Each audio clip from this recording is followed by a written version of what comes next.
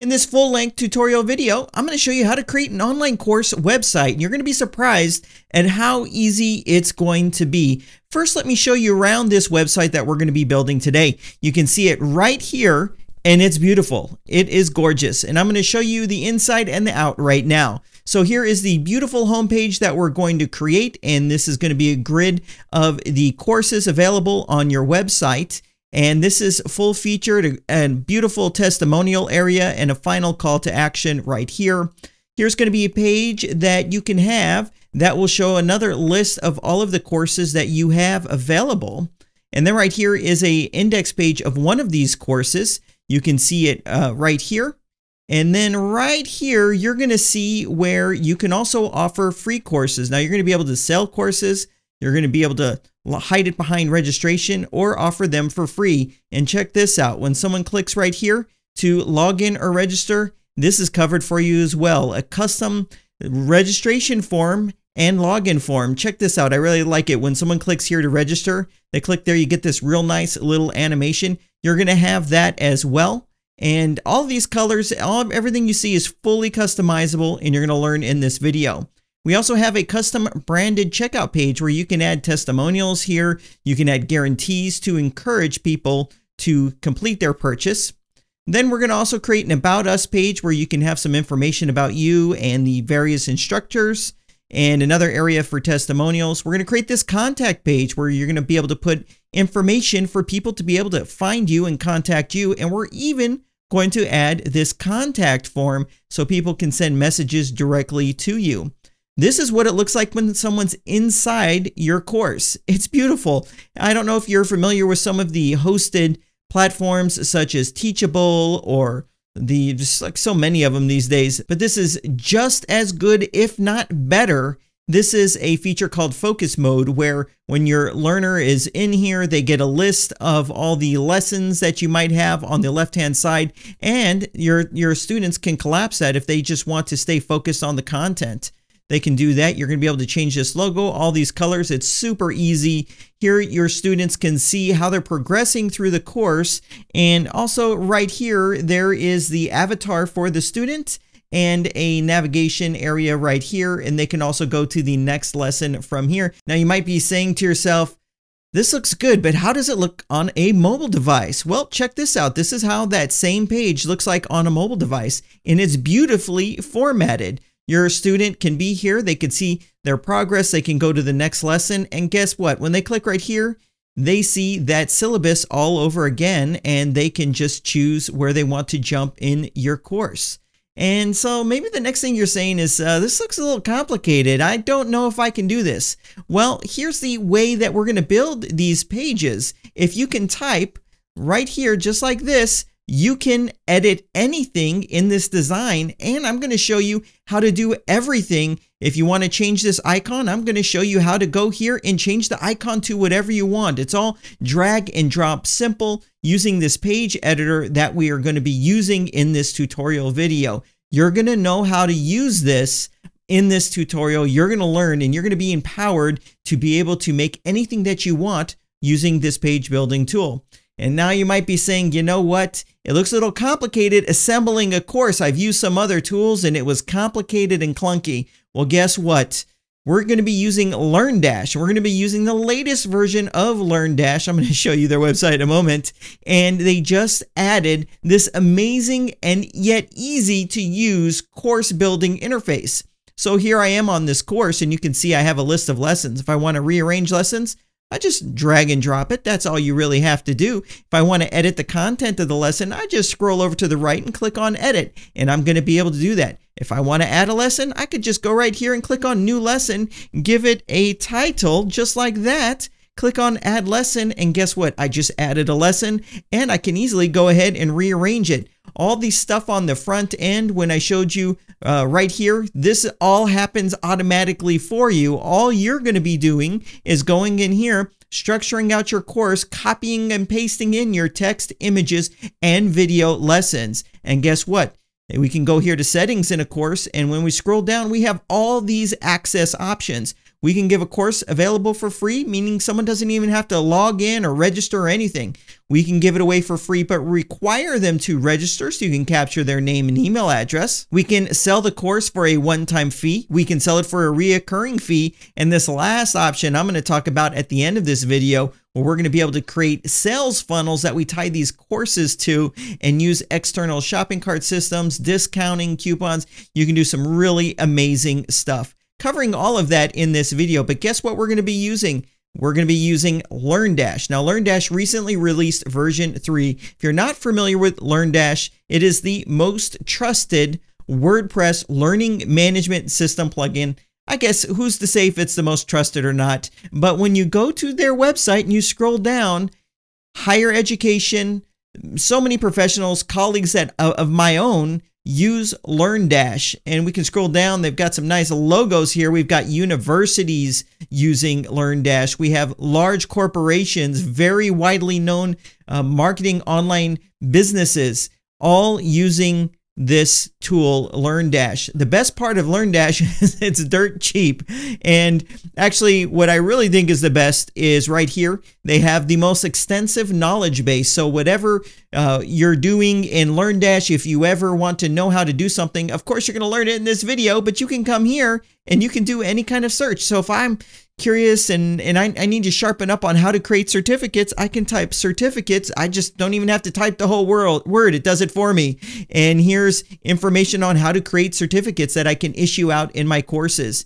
It is the most well documented, and then it's easy to find that the documentation, what you're looking for, tool that I've ever come across. It is pretty thorough, pretty amazing at what it does. And I am actually personally using LearnDash version 3. I'm switching from a different learning management system to LearnDash version 3, mainly because of that focus mode. The student experience is stellar and nothing even comes close. So if everything that I just showed you is something that you want to implement for you, but with your brand, your colors, your images, your text, your courses, this is the video for you. I encourage you to stick around. And if you've already made it this far, give this video a thumbs up. Get ready to learn how to build an online course website. Congratulations for deciding to stick around. It's going to be a great decision that you make for yourself. And you're going to end up at the end of this video having a beautiful online course website. That's my goal for you, and that is what's going to end up happening for you by the end of this video. So there's a couple steps we need to start off with. The first step is we need to get a domain name and hosting. This is simply just your website address and where your website's going to live on the internet, and I've arranged a 70% off discount, and we'll get to that in a moment, and I'll have links to all of this stuff in the video description box. Then we're going to install WordPress. It's super easy. There's a auto installer. Nothing could be easier. Then we're going to craft your website using free tools as well as using LearnDash. So let's just go ahead and jump on in and get started. Now, first we're going to get hosting by visiting WPCrafter.com/SiteGround. We're going to go to this address, and that will load in that 70% off savings for you. I'll have a link down below to that as well. It's going to take you over to SiteGround, which is pretty much the best hosting company for websites in this price range. They have a fantastic service, but they have even better support. So your website will load fast, and you'll get the help that you might need. If you need it, you'll get it pretty quick. And you can even pick up the phone and call these guys when you need any help. So that's why I recommend SiteGround, and I have several sites on SiteGround as well.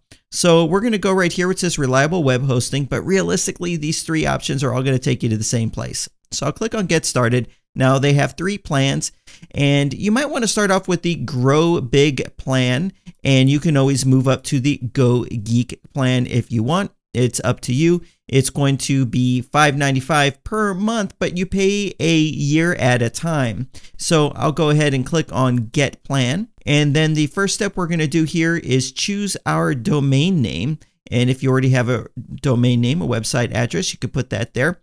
But we're going to first go here and let's put in a domain name. So I entered in, let's create an online course website. I'll click on proceed and it will take me over to the next step. Now, if you choose a domain name that's already taken, it's not going to take you to the next steps. You'll just need to make sure that you find the domain name that you want that is free and available. Next is pretty self-explanatory. Just go ahead and fill this out, pop in an email address and create a password for your account with SiteGround.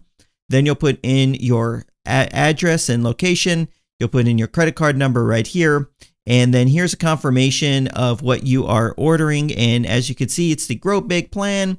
The data center is going to be auto chosen for you. And then right here, you would choose the period. So I'd recommend going for 12 months. Now, you do get that 70% discount. And if you wanted to go for a longer term, you would just save that amount of money for a longer period of time. And then you would scroll down and here's a couple additional options. Domain registration. So that's going to be the cost of the website address. It's only $15.95. Now, this is optional, but it might be a good idea. Domain privacy. Whenever you register a domain name, your name and address are tied to that and it gets put in a kind of a database. It's kind of like the phone book. So when you check this box and add this service, it will hide your details from anyone that might want to search who owns the particular website domain name or website. So that's always a good option. It essentially is going to reduce the amount of spam you get because whenever you register a domain name and your email's in there, you might get a little bit of spam from people trying to sell you things. Okay, and then down here, just check these two boxes and then click on Pay Now. And you can see what the total cost is going to be. It's because of the domain name registration and the domain privacy. So you're getting going for under $100 with your hosting, and that's going to be covering you for an entire year. So it's only $99.35. So go ahead and do that. Make sure these boxes are checked and click on Pay Now. So once you place your order, it will take you here. It might have taken you a minute or two for them to create your account for you. You will have received a few receipt emails and all of that good stuff. So then right here, click on Proceed to Customer Area, and it's gonna take us right here to get our setup completed. So we're gonna choose right here where it says Start a New Website, and then we're gonna choose right here where it says WordPress, and then right here we're gonna set up our WordPress login. So we're gonna get to choose it right now. The one bit of advice I wanna give you is for your username to not choose admin or administrator. And for your password, don't choose an obvious password such as password. This is the security of your sales funnel website. It's this login. So you're not going to want to choose something that someone can easily guess in order to get into your website.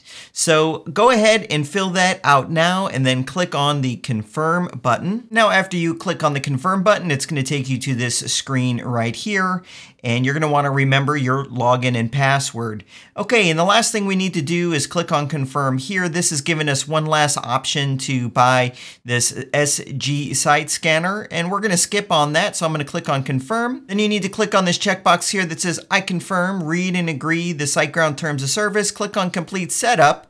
And you pretty much are done, and your website is as your domain name's ordered, your hosting account is being set up, and WordPress is being installed for you right now. And that's it. It was that easy. So now we're going to click right here where it says Proceed to Customer Area. And this is the customer area for your web hosting account. Whenever you want to come here to log in, this is what you're going to see. So I'm going to go ahead and click on My Accounts right here, and you'll see a list of your websites. Remember, we can host more than one website. You'll see all of your websites and WordPress installations right here. Now, before I like to go any further, I like to add what's called an SSL security certificate. So you see right here, it says HTTP.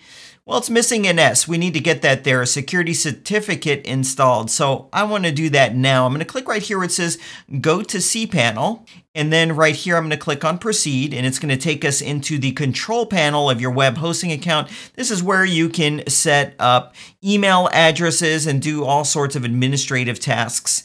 This is separate from WordPress, and you probably aren't going to go in here much, but I like to go in here before I do anything when I set up a new website in WordPress is to install a security certificate. And the nice thing is it's going to be completely free with SiteGround. So I'm going to scroll all the way down into the section that says security. So if I scroll down, here's security right here, and it says Let's Encrypt.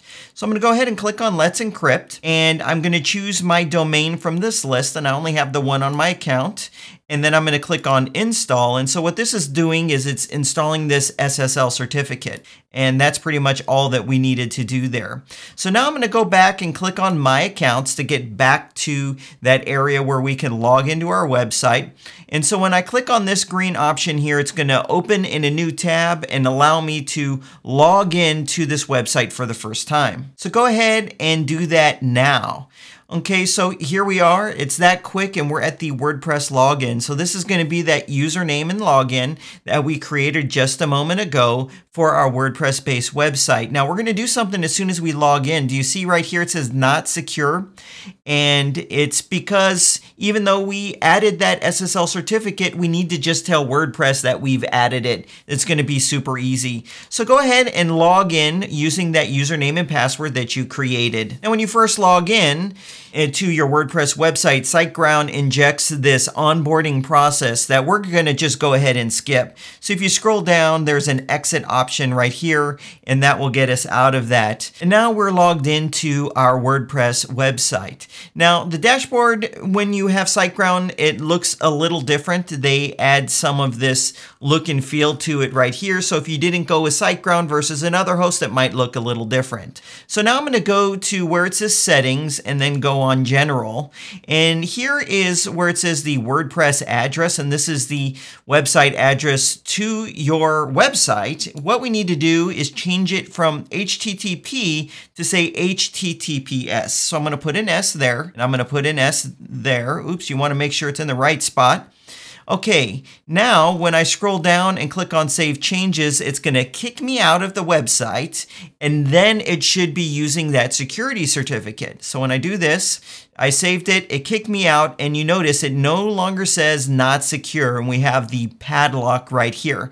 So what we've done is a lot so far. We just installed WordPress and a security certificate and got it all working together, and it was really easy. So now what we need to do is just go ahead and log back into WordPress. And as you see, it takes us right back to where we left off, and you can see now whenever anyone visits our website, they're going to be using the secure version, the HTTPS version of our website. Okay, so now what we need to do is download the things that we're going to need to make this site happen. It's very simple. So the first thing we're going to do is we're going to download the WordPress theme that we're going to use. So you'll visit WPCrafter.com/get Astra. Now when you enter that, it's going to take you to the Astra Themes website, which we're going to be using for this website, and it's going to go ahead and download the theme for you. So you can see, if you notice down here, a download popped up in my web browser, and it will for you.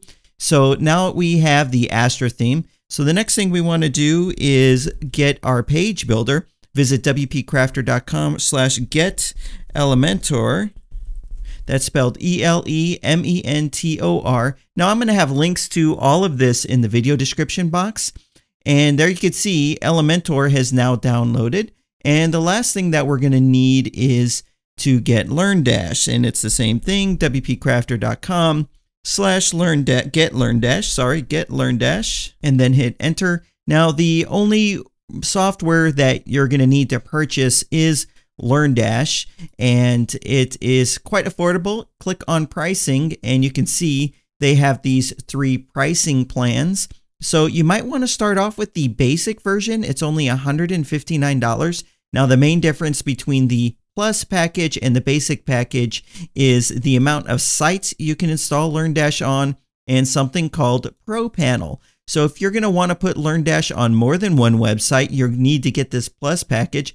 It's only a little bit more expensive than this. We're only talking, what, $30. But if you wanted the Pro panel, which is going to give you more detailed reporting, you might want to just start off getting this plan right here or start off there. It's all your choice. Now, these prices might change at some point in the future, and I'm pretty sure they will, because as far as a learning management system goes, this is extremely, extremely affordable. Okay, so after you make your purchase, you'll just go here, click on Add to Cart, and go ahead and make your purchase. Fill this on out. There's nothing additional that they're going to offer you. And you will end up right here where it says My Account. And so this is where you can tell that I have the Plus account, or was it the Pro account? The one that included the Pro panel, I have that here. So I'm going to go ahead and click on Download. And you can see now LearnDash is downloaded. So far, I've downloaded 3 different products. Now, what you're going to need to do differently with LearnDash is you're going to have to click here where it says License Details. And you're going to need to copy the license code into your clipboard, so that we can make sure that this is connected in when we install it to LearnDash for updates and support and all of that kind of stuff. We don't need to do that with Elementor or with Astra. Okay, so now that we have all this stuff downloaded onto our computer, for me, I'm using a PC, so it's going to be found in the Downloads folder. If you're using a Mac, it would also be the Downloads folder. So the first thing we're going to do is go to Plugins, and then we're going to click on Add New. We're going to click on Upload Plugin, and first I am going to drag and drop Elementor right here. Click on Install Now, and this will get Elementor installed, which is going to be our page builder for building out this website. Okay, and then click on Activate Plugin, and now I'm going to skip this. We'll get into this later in the video. I'll click on Plugins, Add New, Upload Plugin, and this time I'm going to drag and drop LearnDash across, just like that. And this will install LearnDash for us. And then go ahead and click on Activate Plugin. So with LearnDash activated, there is sort of this onboarding process, which is cool, but I'm going to dismiss it right now. So we get this notice here about adding our license to LearnDash. You want to put that license in that I just showed you a moment ago. We want to add that in so that, number one, we don't have this notice, but number two, whenever there's an update to LearnDash, you'll be able to get it directly from within your website. So I'm going to click on LearnDash and then click on Overview. Here we are, and you just need to enter the email address that you used for your purchase and then paste in your license key and then click on Save License. And that will get you the updates when they are available. But also there's several add-ons that we need to install right now that come with LearnDash in order to make this site work. So go ahead and enter your email and your license key. I'll do that for myself right now as well. Okay, after you've gone ahead and done that successfully, you're going to get a green check mark. This is actually a really cool part of LearnDash right here. When you scroll down, they call it their boot camp. And it's basically a series of videos that are going to show you how to do what you might want to do with LearnDash. It's kind of nice that they have some training right on in there for you. So I'll go through the overview, setting everything up in this video, but you might want to dive deeper into a particular topic. You have it right here, just there available for you. And another thing that I wanted to point out about LearnDash, let me go back over to their website. When you're logged in, there's this option here that says Go to Documentation. They have the best documentation website that I've ever seen for any product. Literally, you can search for anything and there's going to be instructions on how to do it. It's pretty impressive if you ask me, because there's some moving parts to LearnDash. It's very simple to use, but you might want to dive deeper into certain topics. And you have all of that information and training right here available to you. I love that that's available. Okay, now what we want to do is click right here where it says Add-ons. And then I'm going to click on Check for Updates. And now it's showing me a list of the add-ons. Now, if it's not showing you this list of add-ons right away, just give it a sec, click on Check for Updates and refresh the page. I've noticed when I first install it, sometimes it's a little delayed coming in. So just be patient and it will show up. So we need to install 2 of these. It's super easy. First one is LearnDash Course Grid. You saw me just click the button to install it. I'll click on Activate It. So that's one of the plugins that we need. This is to show us the grid of courses on our homepage or whatever page that we want. Now we want to get back into that add-on. So I'm going to go to LearnDash Add-Ons, So this is the first one that we needed. And the second one is going to be down here, WooCommerce for LearnDash. I'll click on Install Now. I'll click on Activate Plugin, and that's activated as well. So now I'm going to go back to LearnDash, and I'm going to scroll down here to Add-ons. Now, that's all we needed to install, but I wanted to show you that you can see what any of these add-ons do, and if you need it, it's real easy to install it from right within your website.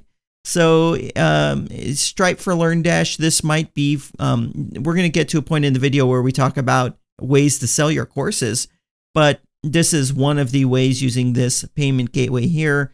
And there's various other ways of selling courses and other things that you might need. I'm not going to cover it in this video, but we might want to install it anyway. LearnDash notifications. This is a really cool feature that allows you to notify your students based on certain things, certain criteria. So I'll just go ahead and add that anyway. Okay, so now our next step is to install the theme that we downloaded. So we're going to go to Appearances, Themes. We're going to click on Add New. We're going to click on Upload Theme, and I'm going to drag and drop that across. That was the Astra theme. So for me, it says Astra 1.8.5. That's the version number. So for you, that number might be a little different because depending on when you are going through this video. I'll click on Install Now. I'll click on Activate, and then we're going to get prompted right here.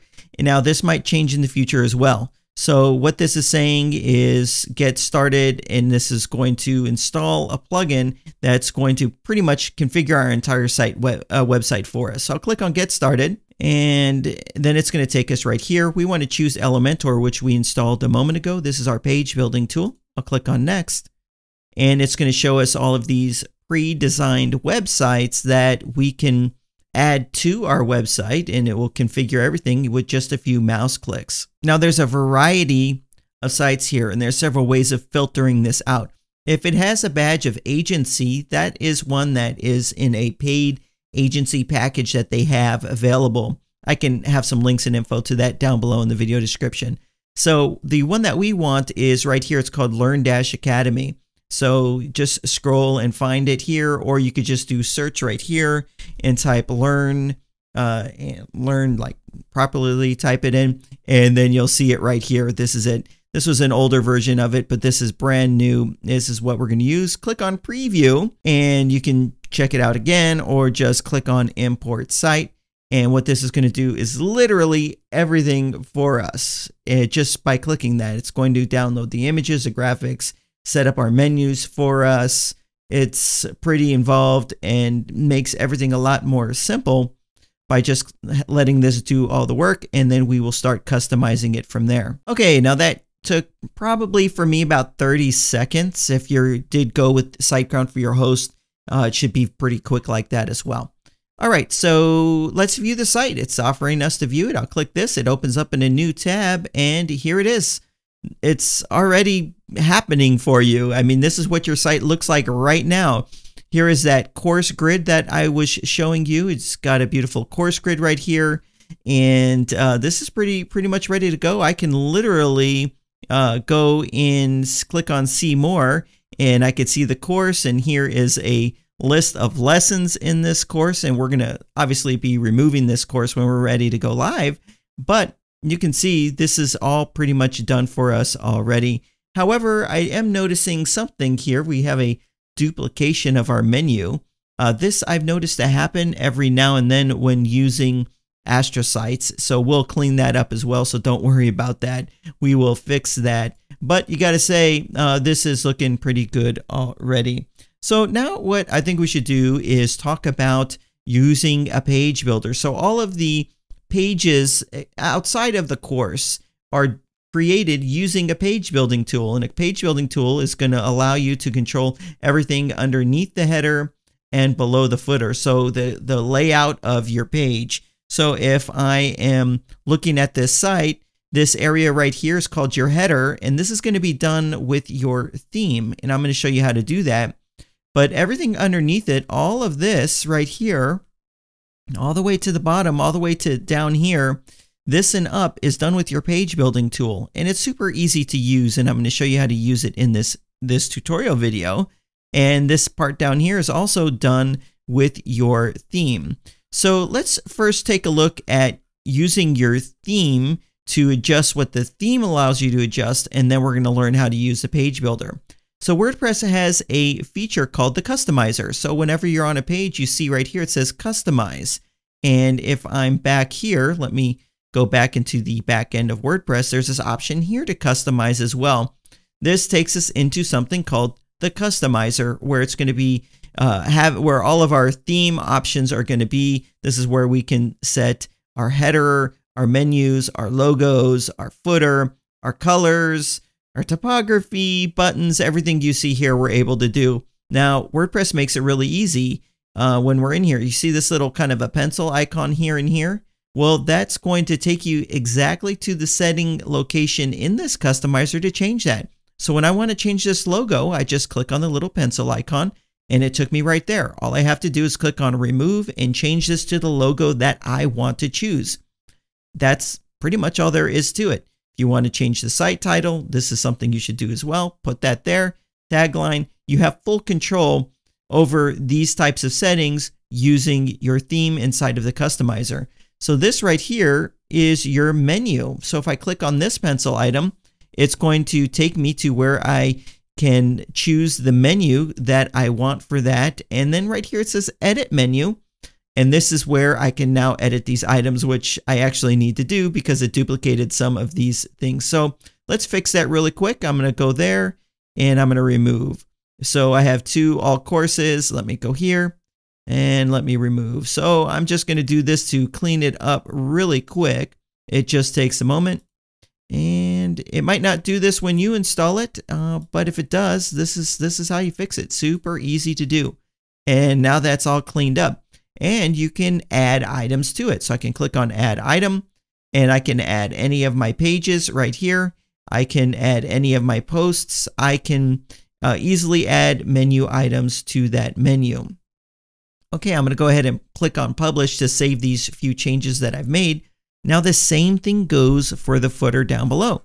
When I scroll all the way down, here's our footer. So if I want to change this copyright, I can click right here and I can change the text copyright, and it's going to pull in the current year and the site title. So if I just change the site title, it will change that my blog portion. And right here is the copyright or the bit of text here on the right. Right now it says powered by Astra and LearnDash. Well, you can change that to whatever you want and you're not under any kind of legal obligation to keep that. I personally like to change what is over there on the right, and I like to have a menu there where I have a privacy policy, terms and conditions and stuff like that.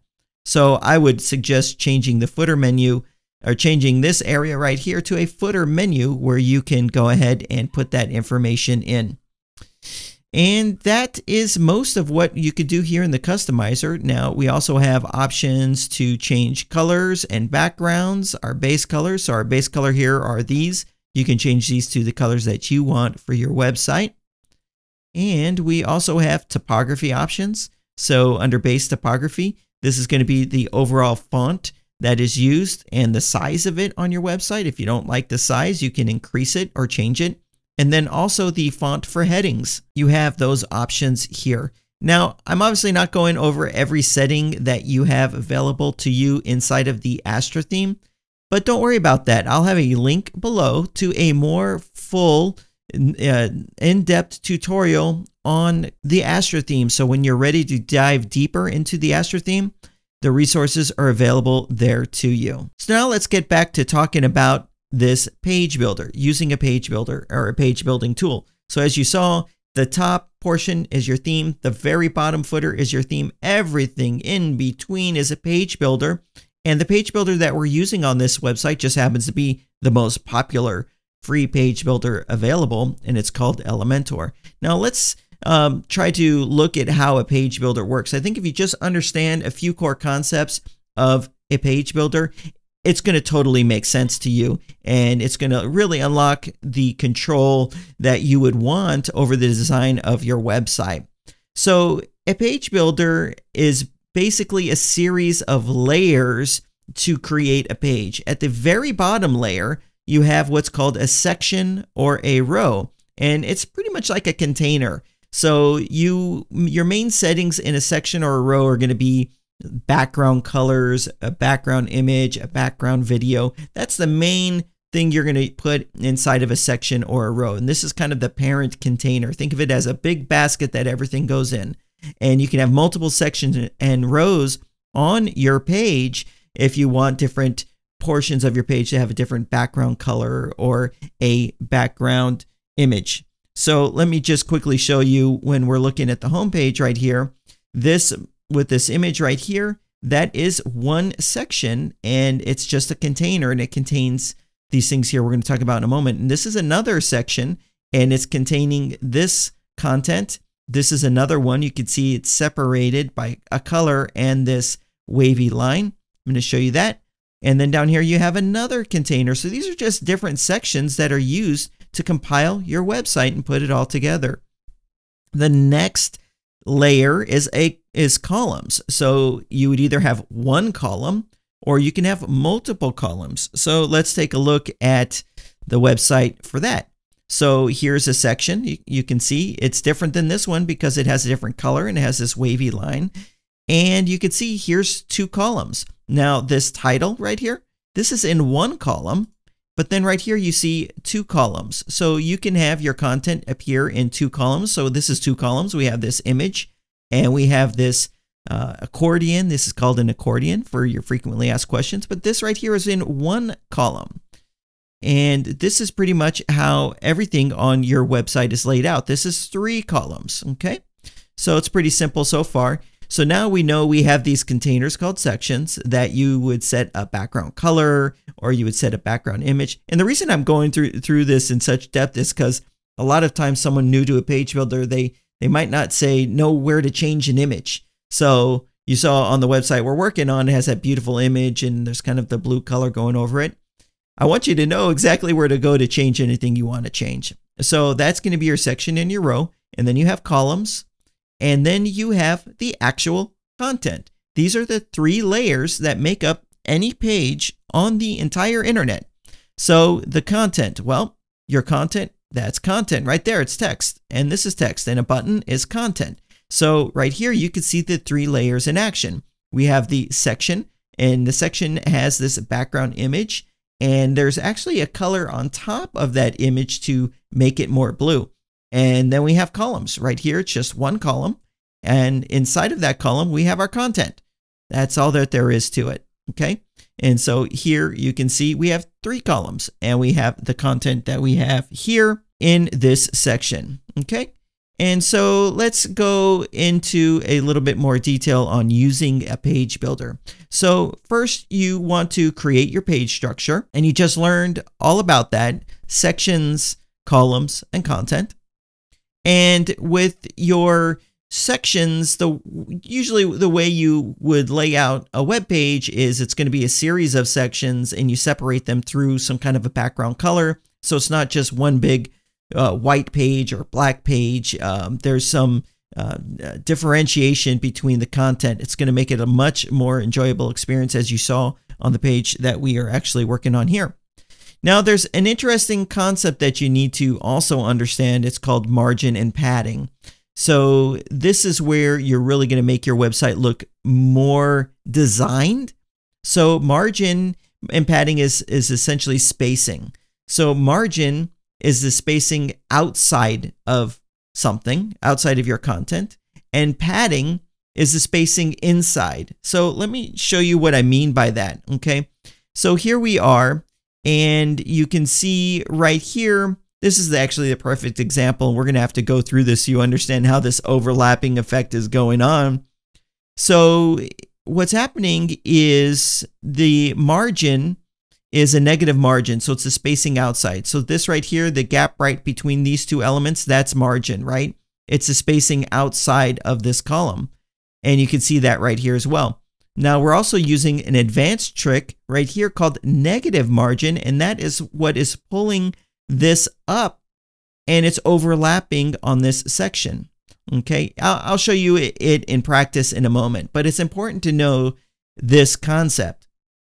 Now the other spacing is padding. So you can see here's the edge of the container, but then right here's where the content starts.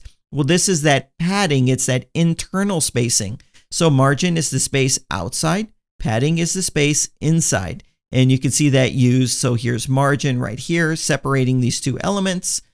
And that is pretty much, and you can see it right here as well. So it's important to understand this concept when using a page building tool, margin and padding, but we're going to dig into how that page is built in a moment, and you'll see exactly what I mean. And then your content is pretty much just text, images, and videos. The reason I'm breaking it down this way for you is because I don't want you to be intimidated by using a page building tool, because it's really simple. It's just sections, columns, and text, image, and videos. So it's really not that hard to use once you grasp that. So let's take a look and see how this page is actually built right here. So with Elementor, I can just click on Edit with Elementor. You see the menu option right here. Now also with WordPress, all of our pages are organized right here where it says Pages. So if I click on it, it looks like when I did that import, these were doubled as well. So let me go ahead and get that cleaned up. So I'm going to choose these duplicates right here, that and that. So I've checkboxed them, and also this sample page. This always comes with WordPress. So I've highlighted those, or I've checked them, and there's this cool bulk option. I'm going to move those to trash. Click on Apply, and now those are moved to the trash can. Okay, so whenever you want to create a new page, you would just click on Add New, and it's going to take you in. You would put a title in, and then you would click on Edit with Elementor to get into the page building tool. But what I'm going to do instead is I'm not going to create a new page. I'm going to start editing the home page. So what we do is I'm going to click on Home, and it's going to take me here, and I can click on Edit with Elementor. This is letting me know I'm using Elementor, this page building tool, for this page. But like I said, you can also, when you're on a particular page, just click on Edit with Elementor, and it's going to take you right on in. Now it's going to go ahead and load that right now. So this is how it looks. We have it immediately takes us to the bits of content that we can add into our page. And we can see when you are moving your mouse around, different boxes kind of highlight, as you can see. So right here where there is a blue box here in the middle, this is to let you know it's a section, okay? So if I wanted to change this background image to something different, I already know it's in the section. So what you would do is you would click on the 6 dots right here.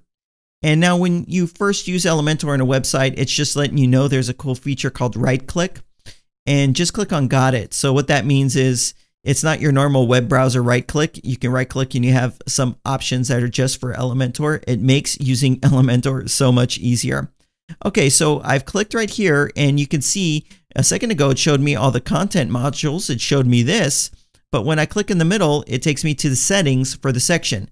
Now, sections and columns and most of the content elements, you're going to see these 3 tabbed options. Layout, then we have style. And as you can see, style is where our image has gone, and that's where we're getting this image. So if I didn't want the image, I can delete it and choose a different image right here. And down here, there's also something called the background overlay.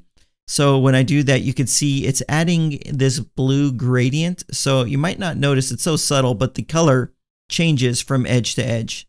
Okay, you see that it's darker blue, lighter blue. That's called a gradient. Well, you can change the gradient colors right here if you wanted. Let's just go ahead and, you see, you can change the gradient color to anything that you want, or you can just clear it and get rid of it, although it's better with it for sure. So you have those options right there as well. So then we have our container. I'm not going to save this page, as a matter of fact, because I like the way that blue looks. And so here is a column. So this lets you know you're in a column right here. So if I click on that, you can see now it says Edit Column, and we have our layout options. We have our style options as well. So you can actually have something different in the background for a column. So if I wanted a background color and say I wanted it to be black, I could just go like that, and we have it. It doesn't look great, but you can do that. And that's what we're doing in these 3 columns down here. We have a different background color. And then it's just a matter of dragging and dropping your content in. So if I click on the dial pad right here in Elementor, you can see these are all content elements I can drag and drop in and start editing. So this right here is a heading. So when I click on it, I can just actually start typing if I wanted, but you can see it's also showing me settings for the heading only. So here's where I can put my content in for it. So you saw I was typing here, but you can also type right here if you prefer. And you can see it's our title and our subheading underneath it. And then you also up here have the option of changing the style, and this would be your fonts and everything along those lines. So it's pretty intuitive how to change things in Elementor. Now here's our button, so I can click right here to, now it says edit button, and I can change the text that shows on that label. And then here is the link. I would change the link to be wherever I want it to go. In this case, I would probably take it to a page that I have on my site that has a dedicated list of courses. You can change the alignment. You see that?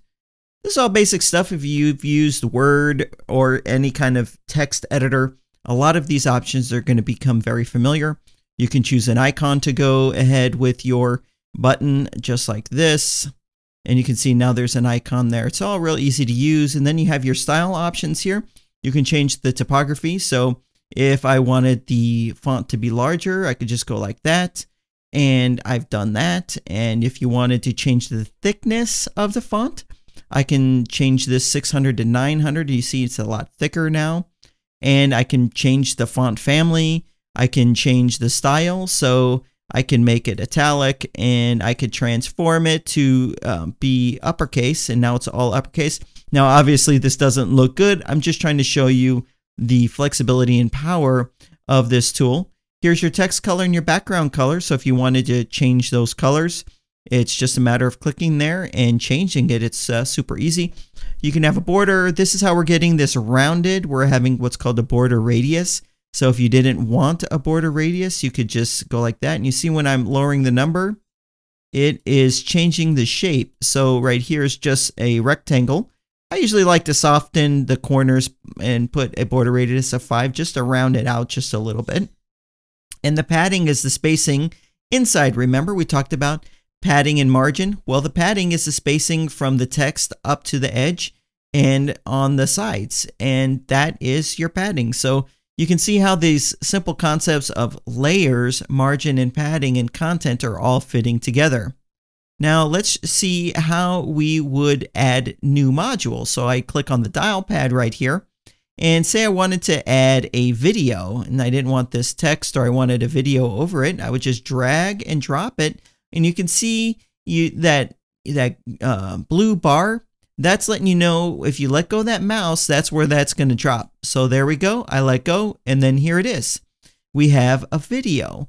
And then here's our content options for the video. We can change the URL to it. We could also change the source if we wanted it to be Vimeo, Dailymotion, or a self-hosted video. And there's lots of other really cool options. Now for this video, I probably wouldn't want it to be so big. So what would here's a quiz question. What would I adjust, the margin or the padding? Well, the margin is the spacing outside of an element, and the padding is the spacing inside. So I would adjust the margin. So if I go to the Advanced tab, here's an option to change the margin and to change the padding. Now, initially, it's all locked. So that means if I change it for the top, it's going to change it for all of these, the top, the right, the bottom, and the left. It kind of locks it all in. So let me show you. When I go like that, you can see it's changing, right? It's adding it to the top, bottom, left, and right. I probably would only want this on the left and right. So if I clicked on, let's make this 150, or let's just make it 130. There we go. But I don't want it on the top and bottom. I will click right here to unlock, and then on the bottom I'll change that to 0, and then on the top I'll change that to 0, and we just added it on the left and the right. That's how you do it. This is just simple margin and padding, the concept that we have talked about. Now there is a ton of features inside of Elementor, and this video is more about LearnDash and setting up the course website. So I'll have a link below to a more in-depth tutorial on Elementor. And Elementor also has a professional version that I'm not going to really talk about much in this video. I'll have information on that down below as well for you. So I wanted to talk about this section right here. So you remember I said we've got this margin and padding and this is lifted up. So the way you see how that's done is, let's go into the section that has these columns inside of it by clicking right here. So our margin and padding is in the Advanced tab, and then there it is. You can see this is how it's being done. This is how, when you learn to manipulate the margin a little bit more, you can have your website feel more designed. And so that negative margin pulled that up. So if I didn't want it pulled up, I can change that to 0, and you can see this is how it normally is. But when you go ahead and just add a negative and start putting in some values, it really gives it a really nice look to it. Okay, so that is how you do that. And this is just simple content. You click in it and you change it. So right here, when we click on this, this is a module called an icon box. And here's an icon. Well, if you want to change that icon, here it is. Right there. You can change it to any icon you want. If I wanted the Snapchat icon, I don't know why I would. I could just click right there and change it. And then we have our style options. Okay. So on this homepage, the part that's automatically being generated is this course grid. If you might remember, one of the plugins that we installed and activated was the LearnDash course grid. And so it was right here, LearnDash course grid. And that's what's generating this. So when I click on it, it's something called a short code, and the short code is entered in like that. I'll have some more info in the video description box on that. But essentially, wherever you put this little code right here, it's going to pull in a list of the courses, and you can actually manipulate this a little bit. But when I start talking about LearnDash, I'll show you where to get these little codes. Okay. And everything else is what I've already taught you how to do, which is sections, columns, and content. This is a little bit of a different type of content. It's called an accordion. And sometimes you might see a content structured like this. So when I click on it, it says edit accordion. This time you see these line items, which are the different accordion items, right? So the first one is build relevant skills. Well, when you click here, it's going to expand it. And this is where you can change the label right here. And then this is where you can change the content. And what's nice is if you wanted to add an additional frequently asked questions item, you don't have to start from scratch. You could just click this duplicate icon, and now we have an additional one. And you can rearrange these. There's drag and drop, and you can also remove them. And that's how you work with the accordion. Okay. This right here is just an image. So if you realize, I don't really want this industry partners on this page, you can click the little X and it's just gone. It just disappears for you. You don't need that. Now with Elementor, you don't have to worry about if you did something and you decided that you want it back. If we have some icons down here, and one of them in the middle is called history. And when I click on that, it's going to keep a history of all the little changes that you made. So right here, you can see I removed this, but you know what? If I want that back, I can just go back in time by clicking here. And look, you notice I got it right back. So it's always keeping a history so that you can easily go back. And there's also keyboard shortcuts. So you can undo and redo and stuff like that with keyboard shortcuts. It's pretty cool. Now there's one last thing on this page that you're going to say, how is that being done? And that is this wavy line right here. And you can see it right here as well. So what I'm going to do is I'm going to go ahead and click on this main section right here. And that's going to take us to the settings of the section. And since it's a style, I'm going to go ahead and click on style. And when we look at some of the options we have for style, there's a really cool one. You don't want to overuse it and you want to use it consistently. It's called a shape divider. So when I click on it, this allows you to add a shape divider to the top or the bottom. And in this case, it's on the bottom. So you saw when it's on the top option, I don't see how to change that wave. But if I click on bottom, I can see it's waves and I've got settings for the waves. Okay, so it's down here. So if I wanted to change the height of the wave, you can see it's now changing. I kind of liked it how it was. You can change the width. It kind of spreads it out a little bit. So you have full control over these. And guess what? There's a whole bunch of different options here. There's drops. So some of these, they're not going to fit for the most part. Mountains is actually pretty cool as well. Okay. And so you have that option. So this section divide or shape divider is on the bottom of this section. And this one here, it's the same thing. It's on the bottom of the section. It just adds a real nice design touch, but you just have to be careful when you use it and you don't want to overuse it. Now, one of the really nice things with Elementor is it has an awesome options for mobile editing. So if you want to see how this is going to look on different devices, there's this option here that says responsive mode. Now, when you click on it, you're seeing desktop, but we can see how it'll look on a tablet right here. You can see how it'll look on a mobile right here. Now, what's nice is you're pretty much going to use this to change the sizes and the spacings. So right here, you can see the size of the font went down to a better size for a mobile device, and you have that granular control. So if I click here and I wanted to say change the size of a font, it's going to apply this change only to a mobile device, not to the desktop version. So I'll click on style and you can see there's these icons here. And so this will be your setting for a desktop, a tablet, and a mobile device, and you have it for everything. Okay, so it makes it really easy to make this look great on all devices. And you want to do that. So you can see up here where I did my video, it doesn't look so good, right? What happened to my video? Well, it's applying that same margin to all devices, and we probably don't want that. So when I click right here to go into my video settings and I click on advanced, we might want to do something a little different for a mobile device, and that's having no margin. So there we go. So now we have no margin on a mobile device and it looks fine. And when I click right here, it shows me what it looks like on a desktop.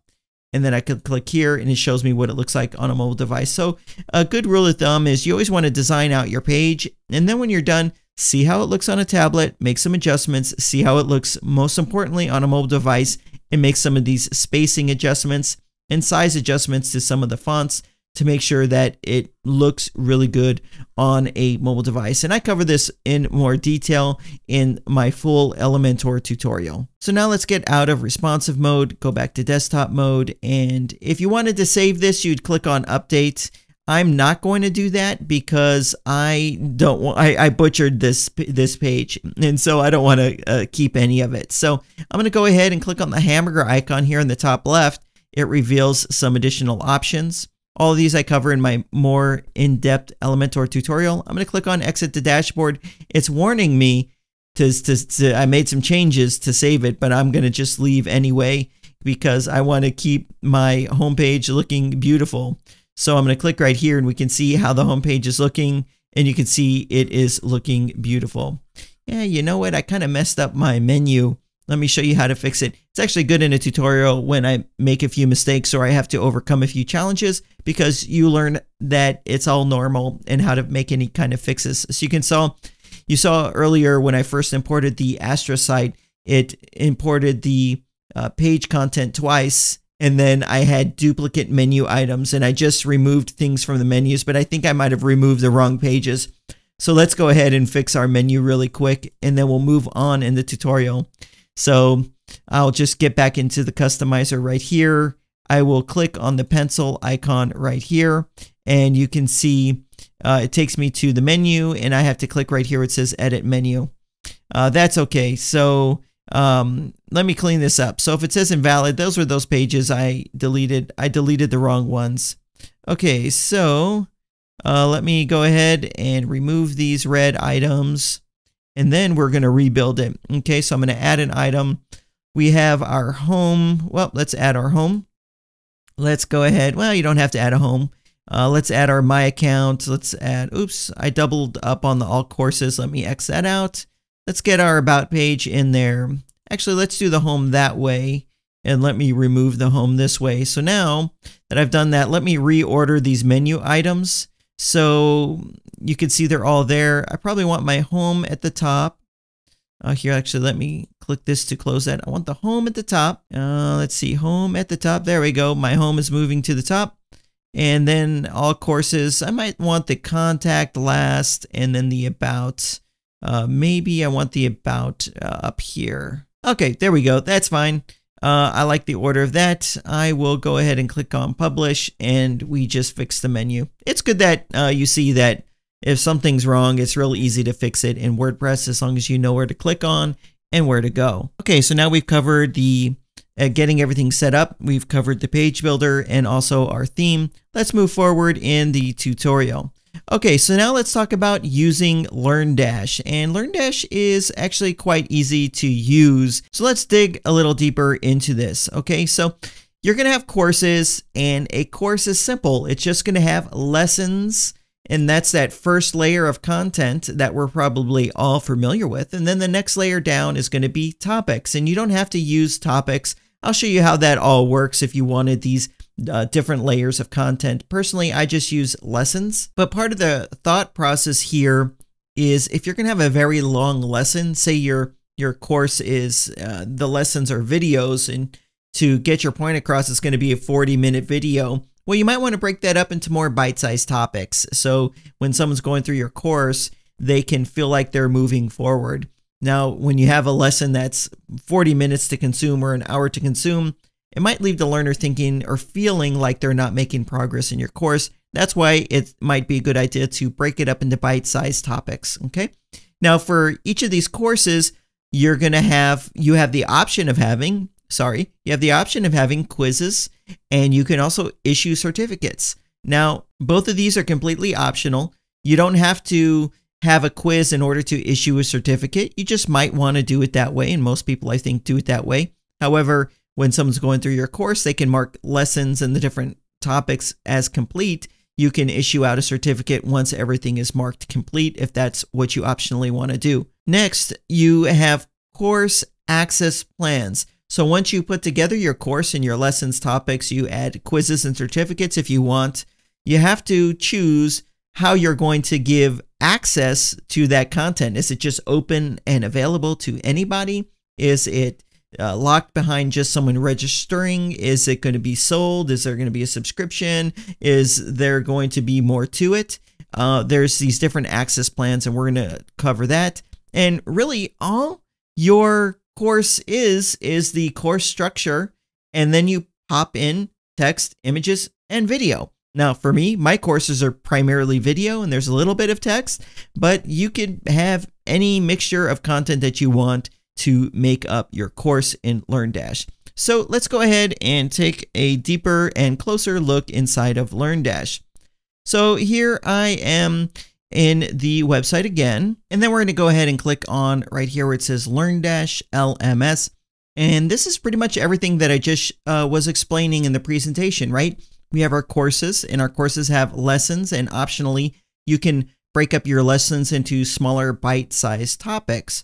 And then you have the option of having quizzes, and you can issue certificates. I didn't talk about assignments that much. Notifications, this was an add-on that we added on. We'll take a quick look at that. We have something called groups, reports. The reports are basic unless you got the Pro panel. Here's our add-ons, and then here's our overall course settings for LearnDash. So let's first take a look at the settings that LearnDash gives us so that we can be familiar with that. Now, each of these options in LearnDash that you're in, there's going to be a panel of other menu options right here. So here's our lesson, our license for LearnDash. We can have translations, finding support, data upgrades. This is for upgraders from prior versions of LearnDash. PayPal settings, if you're going to sell your courses via PayPal. Custom labels, this is actually cool. I'm not going to go too much into it, but if you want to change how you refer to certain things, so if you don't want to call courses courses and you want to use a different word, you can change it in custom labels. Same thing for lessons, same things for topics. So if you want to change any of those, here, let me just show you real quick. It's all here in custom labels, and you can change how all of these are referred to inside of LearnDash. So if you didn't want to call quizzes, you want to maybe call it tests. So what you would do right here, it says quiz, you would enter in the word test. For quizzes, you would put the word tests with an S to make it plural. and you can have full control over that. There's a couple spots where there's buttons in LearnDash. So there's one that will say take this course. Well, you can change what that button says right here. If you want to change the mark complete button and click here to continue. So you can go ahead and change those there. If you want to personalize the way that your course website is more, it's super easy to do. Okay, I'm going to go ahead here and click on General. Now, this is LearnDash version 3, and so there is a new style called LearnDash version 3, and then there's Legacy. This is the one in the past. You're going to want to use LearnDash version 3. Now you have options for colors. You have 3 different color options right here, and you can make them whatever you want. Accent color, the progress color, and the notification color. And so these are colors that are selected, but you can click on select color and change that to whatever makes sense to you. Now, there's 2 different learner modes. So when your students are actually inside of a course consuming the content, there's this one called focus mode. And this is the mode we're going to use. That makes it that beautiful, dedicated app-like learning experience where all the distractions are removed. This is what you're going to want to use for sure. And this is just by toggling this on, you can have it on. But if you wanted to just kind of not use that and have it just be kind of what your normal website design looks like, and it just so happens to be these lesson contents, you could do that. But in this video, we're going to focus on focus mode. This is what most users of LearnDash are using, is this new focus mode, and it's one of those reasons you would choose LearnDash over any other solution out there. Now, there's a container when you're inside of a lesson. Actually, let me show you. So here is just like a demo course. Let me click on See More, and let me click on one of the lessons right here. Okay, so this is the container, and you can see there's some spacing here, and there's some spacing here that's available to you. Now, what's nice is you have the option of how narrow this container is, and that was this option right here.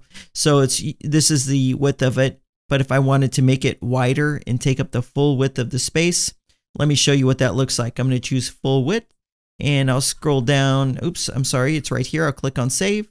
And once that's saved, I'll do a refresh, and you're going to see it's going to take up all the space. Here's a quick refresh. You can see how it takes up more of the space. So you actually have that kind of granular control. I'll go back to the default, but you can go here and you can set it to whatever makes most sense for you. All of the login and registration is automatically handled for you. So when you're not logged into the website and someone comes to one of your course index pages, there'll be a login option there. So we want that turned on, and we want to choose the logo that will show there. And this logo is also used, as you can see right here. So you can have a different logo when someone's actually inside learning. You can have a I actually prefer it just to be the icon of my logo. So I would have another version that didn't have the text and just had the icon, and that would let someone know that they are in their learning, but that's totally optional and up to you. And then right here, if you're putting videos in and it's not taking up the full width that you're giving it, you can turn this option on. It's a good idea to have it on anyway. That's why you can see we have it on here. All right, so you have some other more detailed settings. So if you had, say, 100 lessons, what would happen is you can have it be where you don't show all 100 here, maybe show 10 or 20 at a time. That's what these pagination options are. You can change it right here. And then we have some admin user settings. You're going to want these on. So this is basically auto-enrolling an admin. So you're the admin of this website. It's auto-enrolling you into the course so that you can, you're building the course. You need to be able to jump into it and double check that everything's okay. And you can also bypass course limits. And right here, you want to leave this off so that your activity in a course is not included in any kind of reporting or data collection. So you would want to keep that off as well. This right here, you're just going to want to leave on this REST API. It's super techy. So now let's go ahead and jump into courses. And building courses with LearnDash couldn't be any easier. Actually, let me skip this setup here for cart flows really quick because we're going to talk about that later. Okay, so here we are on our courses.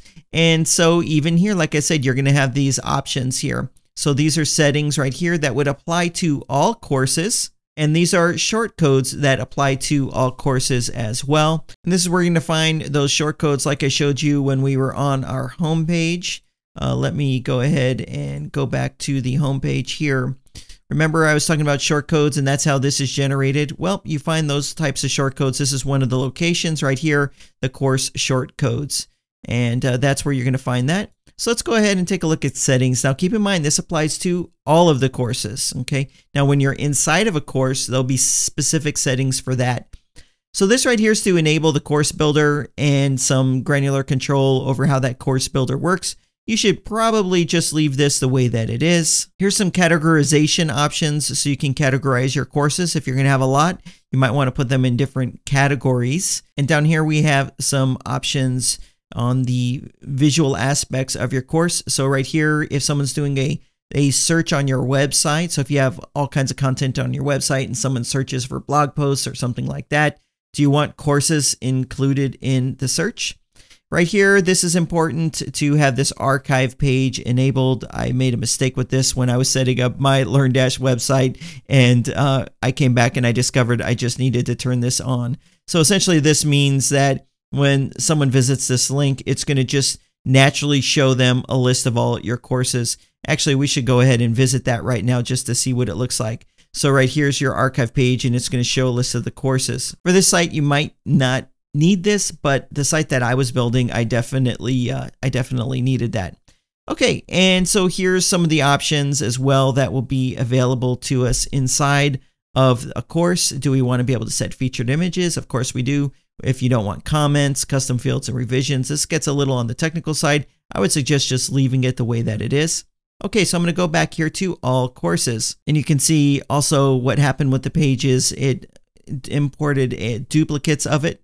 So that's why we have 2 of each of these courses, but that's okay. I can actually go ahead and just clean that up the way that you saw me do earlier. I don't need all these. And whenever you're going to probably end up deleting these default starter courses anyway. Let me just go ahead and move those to the trash. And now those courses are in the trash. So now let's go ahead and take a look at a course. So you can see right here, I have the 3 courses, and you can see we're categorizing them here by paid and free. You can add whatever categories that you want based on how you want to group it. So let's go ahead and take a look at this social media marketing course, and we'll see how this works.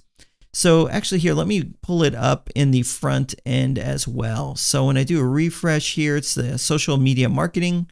I'll click right here to see it. So this is our featured image, and the way you set that is when you're inside of a course and you scroll down, there is an option right here that says featured image. And when I expand it, you can see that's the featured image. So that's where that's coming from. And then all of this right here is pretty much just text that you're putting in right here inside of the editor. You can see course description and all of this stuff. You're just putting that in the editor. And then down here, this is automatically being added, and this is the course content. So as we're building out our course and we're organizing our lessons and we're doing all that, this automatically, dynamically is linked to that and gets dynamically updated. And that is everything that shows on the course index page. So all that's really done right here where it says builder. So when I go here, this is really one of the best features in LearnDash is that it's super easy to build out your course. So at the top level, we have these lessons. And so these are lessons right here. And you can see it has a big L to let you know that it's a lesson. Now, if I wanted to edit the content of the lesson, I would click right here. It says edit. If I wanted to change the label, so this is developing strategy, I can click the little pencil icon right here and I can change this. So if I wanted to developing strategy that works, I can just enter it in and then click on save. And now it's saved. I can click on update. And now when I go to the front end of the course here and do a refresh, you can see now it says developing strategy that works. Isn't that convenient? Now, remember inside of lessons, you could also have topics. Well, what you do is on a lesson, there's a down arrow and I can expand it. And right here, I can add topics if I wanted to, quizzes. I could add whatever I wanted. And you can see we have this topic right here. This is my first topic, and the same thing goes. If I want to change the name of the topic, I could just click on it or click on the pencil icon and then save it. If I wanted to actually edit the content inside the topic, I would click on this edit key. Okay, that's it. That is how you do that. So if you want to add a new lesson, it's super easy. Here's an option to add a new lesson. So let me click that. And the first step is to give the lesson a title. There it is. Adding lessons is easy. I'll click on Add Lesson, and it automatically is going to add it to the bottom. Now, the nice thing is I can rearrange these. So it's at the bottom. I can click right here where the 6 dots are, and I can start moving my lesson all the way up to the top. And now this is the first lesson. So if I click on Update, it's going to update it. I'll go here. I'll do a refresh, and you can see there's my brand new lesson. But when I click into the lesson, you're going to notice there's nothing in there. There's no content inside of here. So let's go on how to add content. So I'm in the lesson right here. I can click on Edit Lesson and add content. That's one way to get into your lesson to add the actual content to it. The other way is, see, I'm right here and we have this edit option. I can click on Edit and it's going to take me into that lesson and I can start adding content. And I can add any content that I want. This is what's called the block editor. So I can add images, headings. It's the same, similar to what I showed you in Elementor, but I wouldn't recommend using Elementor. I would recommend just using this to add whatever content that you want. Now, I just want to give you a quick warning. When we were in the course and I clicked on edit to edit the content in the lesson, if I'd made a change to the course and I haven't saved it yet, and then I try to go in and click on edit, it's going to give me some kind of a warning. I should demonstrate that for you. So right here, if I wanted to say add an image, I can go like that. And let me look in the media library. There's some stuff that just got downloaded. So let me just go ahead and put that in there and say I wanted to start typing some text here and some text here. And if I wanted to add a video, I could do all of that right here. Let me click on update and then let me go here. And now click on refresh and you can see there's my image and there's my text. It's super easy to get your lesson content in there. Remember I said lessons are pretty much just text, images, and videos. That's all that it is, okay? So you have two options of how you're going to put videos in. Let me show you those. So you can just put a video in here. Now, where you host your videos is up to you. I would recommend Vimeo. Most LearnDash users are using Vimeo. It's probably the best deal for video hosting. So I can go here and I'm going to just show you a YouTube link. So I have it in my clipboard. I just pasted a link to a YouTube video in, and there it is. A funny video, right? How to make a funnel website. So let me go here and clean this up a little bit. I'm going to remove that image. I'm going to remove this text. And I'm going to remove this text right here.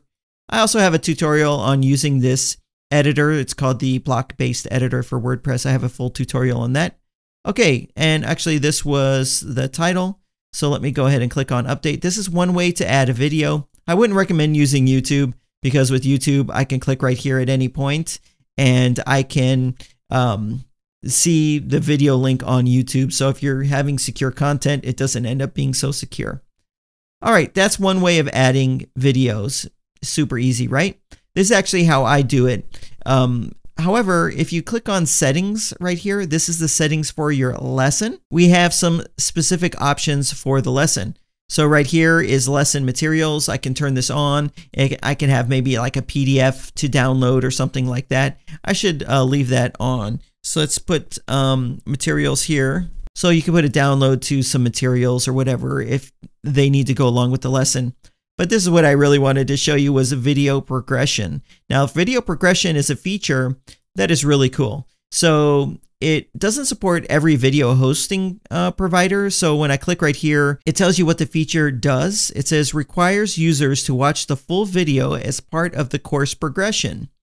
And it's actually a really nice feature. So if you want to make sure that you force people to watch the entire video, you're going to be able to do that with this video progression feature. Now, I personally don't use this feature because the video host that I use isn't supported, but I can tell you it supports YouTube Vimeo.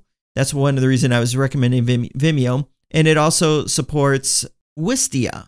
So you have those options right here, and essentially you would just put a link right here to the video and you're set. And then you have some also options here. So you can auto start and you can hide those controls. So this is the other way of adding video to your lessons as an option. And since we're here, let's go over some of these lesson options right here that you may or may not want. There's an assignment uploads feature. I would recommend you take a look at their knowledge base right here. Let's see. So I just typed in assignments and you can learn all about assignments right here. We're probably not going to get to that in this video, but it's nice to know that the options are there. And then right here, you have the force timer, and we can read about what this does. When you enable it, it's going to force the learner to spend a specified amount of time in this particular lesson. So I can turn it on. So if I know it's going to take 30 minutes to complete this lesson, this will start a timer for that. We'll leave that option on. Now here's some very important settings and options that you have for lessons. Okay. So right here is this lesson is associated with which course, and the course is right here. And we can make a lesson a sample lesson. And so I'll turn that on and we'll see what that looks like in a moment. What that's going to do is when we are right here, it's going to let whoever is on the course index page view this lesson without having to register. So it's a nice way of getting someone to see the quality of your course content and use that as a selling tool. So right here is also a really cool option, lesson release schedule. So this is when someone enrolls, when are they going to actually get access to these lessons? So it could just be immediately, or it can be enrollment based. So if I enroll on Monday and I don't want them to have access till Friday, I can set this to 4 days. And so they won't have access to this lesson for 4 days after they enroll. This is how you drip feed the content. Or you can have a specific date right here if it's a enrollment where you're onboarding, the course is only say available for sale for a week, and you only have one module of it done or one batch of the lessons done, and you can say this other group of lessons will be available on a particular date, and they won't actually be able to access it until that date. So that's how you pull that off. So I'll go with immediately, but this is how you're going to do your drip feed and control how someone progresses through the lessons. Some people just give access to everything immediately. Some courses you might not want to overwhelm the learner. You might only want to give them access to a certain bit of it as time progresses on. And so to prevent overwhelm, and I personally wouldn't feel overwhelmed. Anyways, but this is how you do that with LearnDash. I really like this feature right here, and it's super easy to implement on your lessons. So let's go ahead and click on update right here. We're going to save this and we'll see how this has affected the lesson so far. So here I am back on the course homepage, and you can see because we marked this as a sample lesson, now it has this badge that says sample lesson. And then when I click on it, you can see right here, we enabled materials, remember? So when I was up here, there was the option to enable materials, and you can see we have this tab here, and this will be the contents that we put right there. That's how you're going to have those special materials.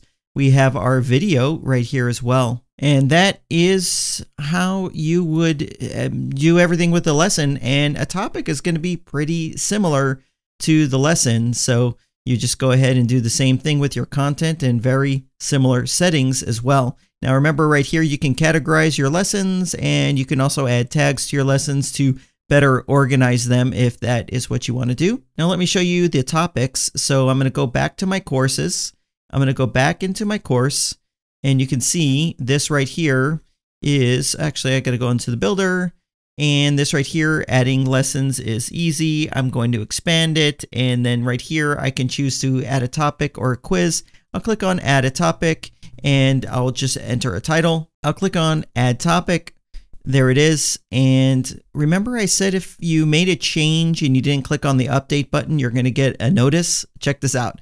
So if I want to go into my topic to edit the content, and watch, I'm going to click on edit, and then there's my notice. It's saying, whoa, you made some changes. Just make sure you click on cancel, click on update whenever you see that. And then now when I click on edit, it's going to take me straight on into my topic. And you can see here's my topic title. It's the same thing. I can start adding content. I go into settings, and you have a lot of the same exact settings. They're all just listed out right here. Okay. And so that's how you would add a topic. It's pretty simple, right? Let's see. I guess I made a change. I'll say leave on this this time. So let me get back into my course. And so you saw we just created down here a lesson. And when I expand it, you can see we created a topic. Now, maybe you might want to add a quiz, and that's easy as well. I'll click on New Quiz, and then I'm going to give this quiz a name, and then I'm going to click on Add Quiz. And so here is my quiz. And remember, I'm going to click on Update. Now, quizzes are a little different. If I click on Edit, it's not the same. It doesn't take me into where I could start adding questions to the quiz and all that. So you can add some content here on your quiz, and we also have quiz settings right here where you're going to set some of the information about your quiz, such as passing score, the certificate if you want a certificate linked up with this quiz. You have that option right here. We're going to talk about that in a moment as well. Options for retaking, time limits, auto start, all of that. You're going to have all those controls right here. And as you can see, there's quite a bit of options here as it relates to quizzes. Now, the good thing is this is another one. I'll have a more detailed video, I think, later on about quizzes and certificates. But just like that, you can go here to the knowledge base and start typing in a quiz, and you can see all of the detailed information about your quizzes. But what I wanted to show you is how to actually create the quiz and add some questions to this quiz. So it's actually quite easy to do. So when you're in a lesson right here, it doesn't give you the option to, there's no button or option to start adding the actual questions that make up the quiz. So what you want to do is click right here in the menu item where it says quizzes. Now I know that's the name of the quiz, but when I hover over it, we see some options right here. And one of those is questions. Okay, so when you click on this, now you're going to actually start building out the questions that makes up your quiz. You'll click on Add Question, and it's all pretty self-explanatory.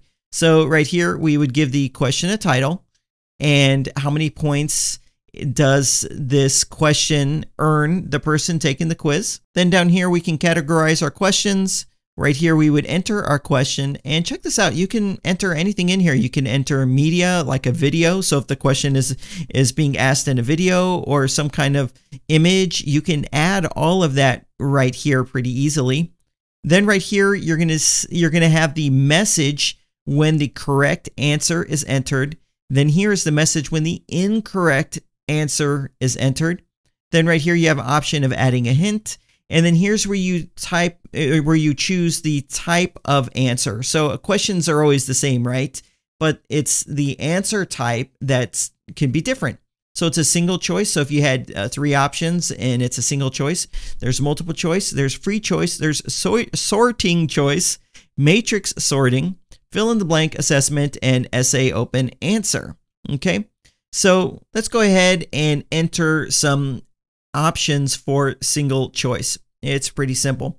So how many choices is there going to be? 2 or 3? You start with 1. So I'm going to go right here, and you would choose if this answer is the correct one or not.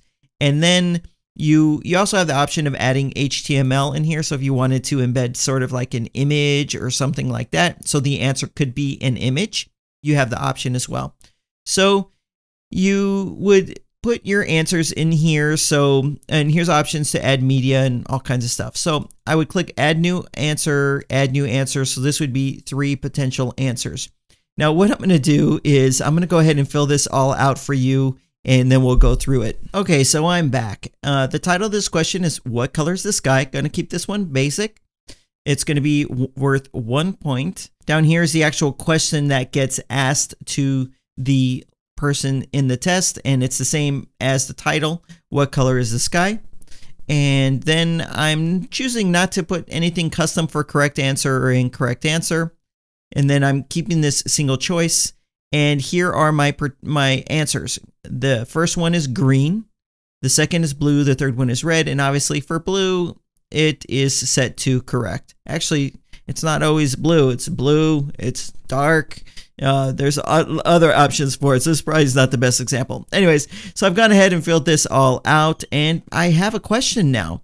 Now, here's something really cool. You might be looking at this and say, man, this is going to be tedious. I got to ask like 50 questions, and I got to fill this out and customize it all like this, that, and the other.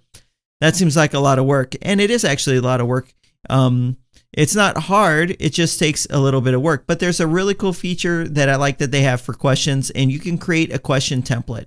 So you can give it a template name, and then you can click on Save as Template, and that means on your next question you ask, you can start off from the template. It's actually really good, because if I did want to have something really personal in here for the correct and the incorrect and the categorization and all of that and the point system, it's nice that I can start off from someplace and I don't have to start off from scratch every time.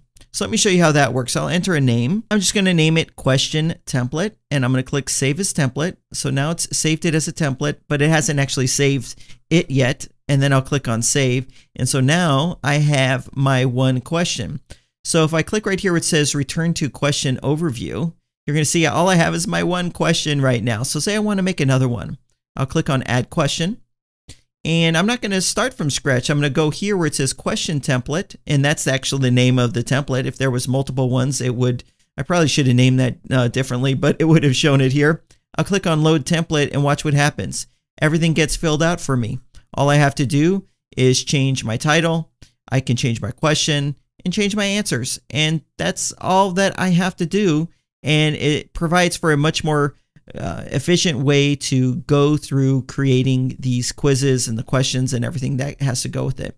So I'll click back on quizzes, and you can see here's my quiz and here is my questions, and that's all done. So now what we've done is we've learned how to create a course. We've learned the options in the course.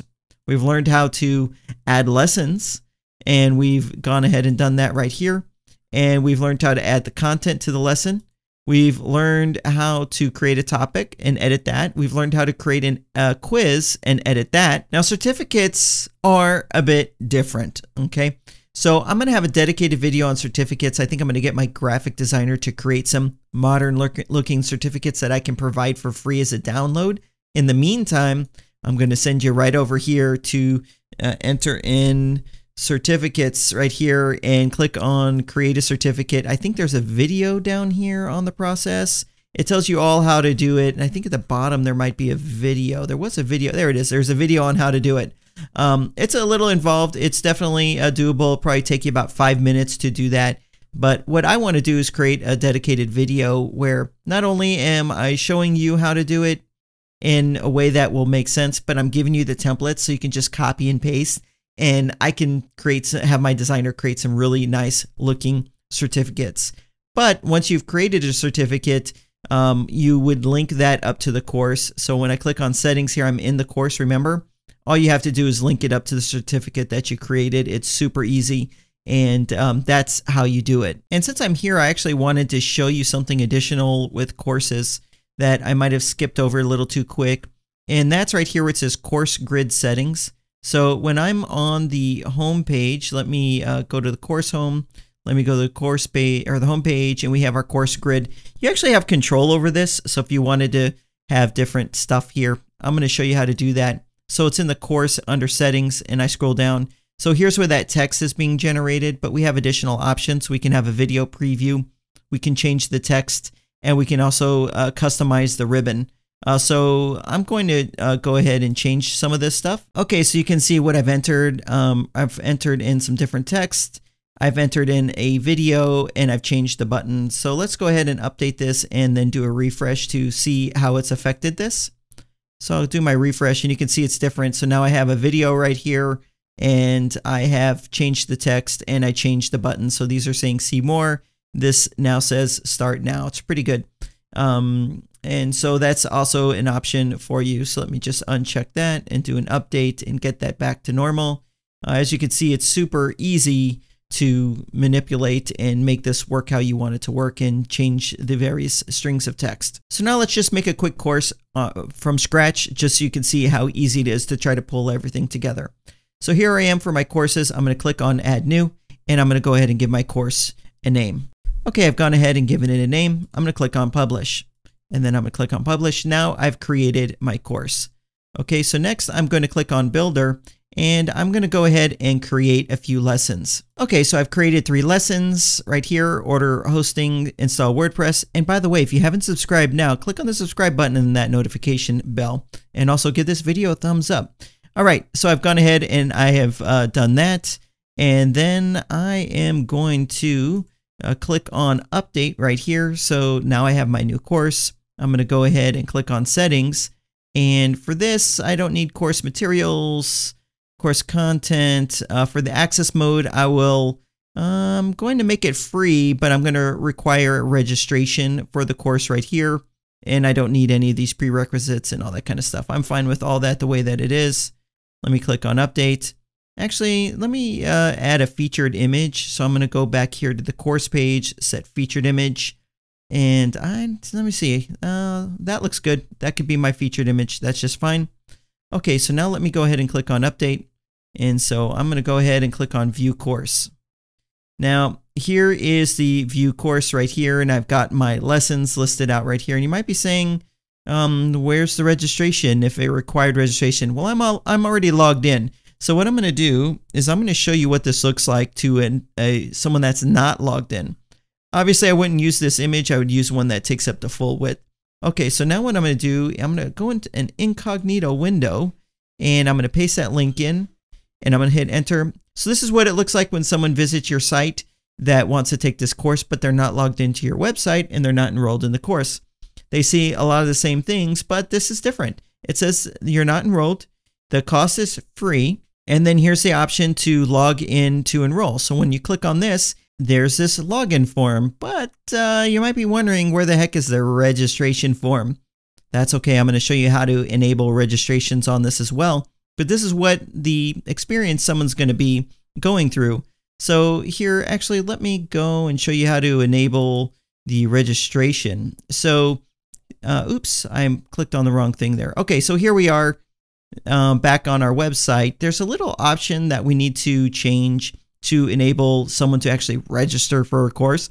You go to settings and then you go to general, and there's this option right here, anyone can register, and then we'll scroll down and click on save changes. So this is going to allow someone to actually register on your website in order to take a course.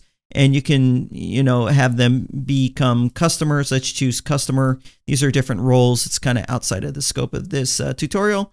Okay, so now that we've done that, I need to go back into that incognito window and do a quick refresh. So now I'm going to refresh like that. Let's see, refresh. And when I click right here, log in to enroll, you see the form has changed. So now it's a split form. We have login on the left and we have register on the right. So now someone just can click right there where it says register. You get that beautiful, silky smooth animation, and someone can enter a username and an email and register to take this course. I mean, that's pretty slick, right? I mean, this is so easy. You saw I made this course in 5 minutes. Obviously, I have to copy and paste my text and images and videos in, but it's pretty slick at how easy it is and how beautiful it looks right out of the box. Okay, enough of that. So we have gone ahead and done that. That's it. I've created my course and we are good to go there. So now let's go ahead and cover course access. And you have open or free courses. This is open, meaning someone doesn't need to register. Free course, you just saw how the free course works, right? Someone goes there and there's a registration form. They can register or log in. It's super easy and it's all done for you. Now you can also have courses where someone can buy it now. This is a course where they just pay you one time and you give them access. Now, the nice thing is it fully supports Stripe or PayPal out of the box. And there's also reoccurring courses, and this is where you're charging a reoccurring fee for someone to be able to stay in the course. And then there's closed. Now, closed is interesting because the word closed is kind of not clear. And this happens to be my preferred way to sell a course, closed. So what closed means is that, well, it can be closed, but it means you have the option to use an external shopping cart system. See, when I showed you the buy it now and recurring that's built into LearnDash, it doesn't allow you to do, it's not like a true shopping cart. So it doesn't allow you to do lots of things that you may want to do, such as discounting, coupons, bundling. It doesn't allow you, well, it actually kind of does let you do bundling, but you have to do it through a groups feature. It doesn't allow you to have, say, things like cart abandonment. So there's a lot of things that it doesn't allow you to do. And there's nothing wrong. I'm not knocking LearnDash in any way. The way that they allow you to do it with this lightweight way of selling your courses is fantastic. The close option is for when you want more. And that's why it's my preferred way of doing it, because I want more. I actually like to sell my courses through sales funnels, and I'm going to kind of show you how to do that right now. So with the close option, you can use WooCommerce, which is a full-featured checkout solution. And another reason why you might want to use this close option is right now, LearnDash only supports the payment gateways that it supports, and those are the most common ones, of course. But you might want to use a different payment gateway. So there's many reasons why you might want to use this close options with WooCommerce. You can there's even a ThriveCart integration, and I'll have a link down below to ThriveCart if you want to check that out.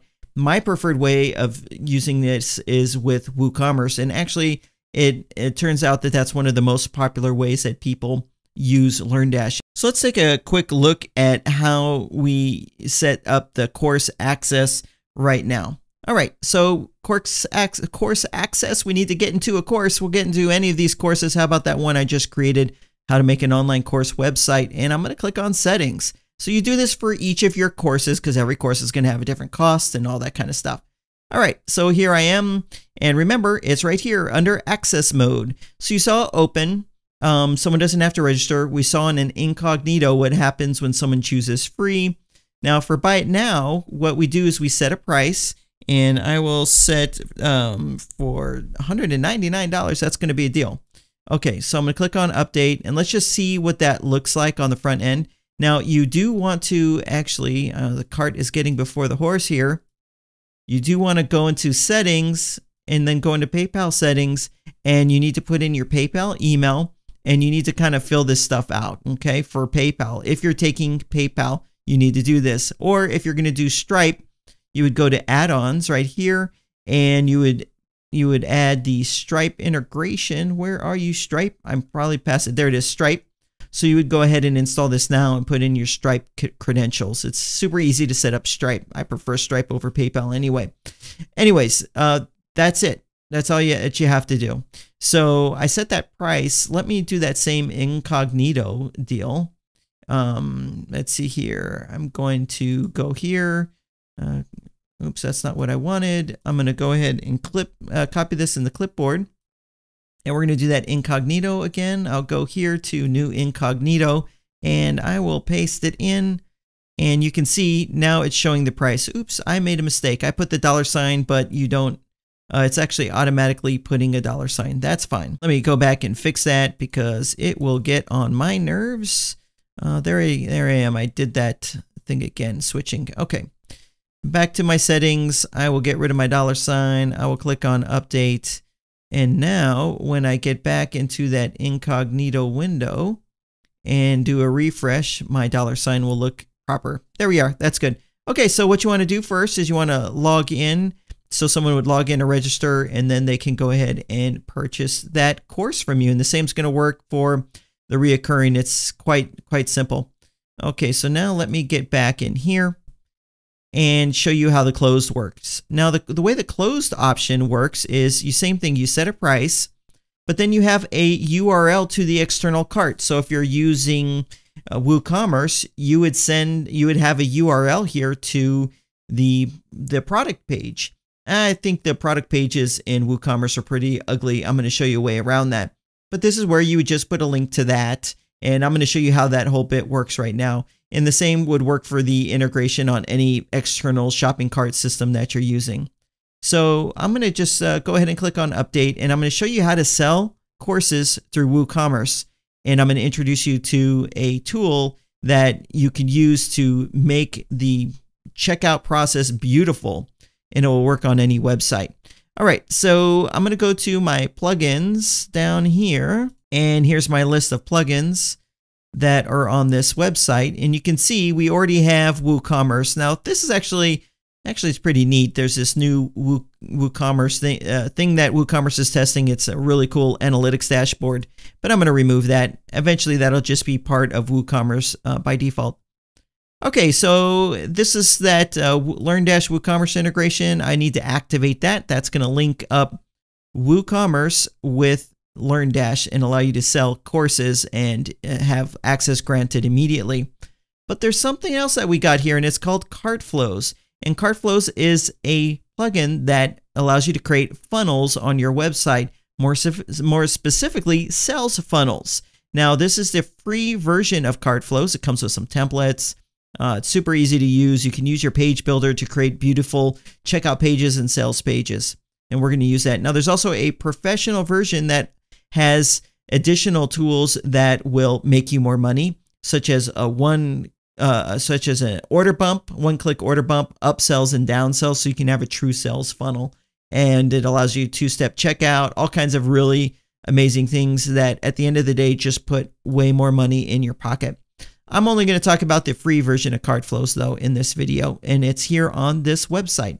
So the first step is we go into WooCommerce and then we go into settings. Now, when we installed the Astra site, it went ahead and put in the Astra site WooCommerce for us, and so we didn't get to go through the setup process for WooCommerce. It's actually super easy. If you go to settings and then right here on the top right it says help, there's this option right here that's going to kick you back into the setup wizard. So I can click that and then click right here where it says setup wizard, and it should take us into the setup wizard.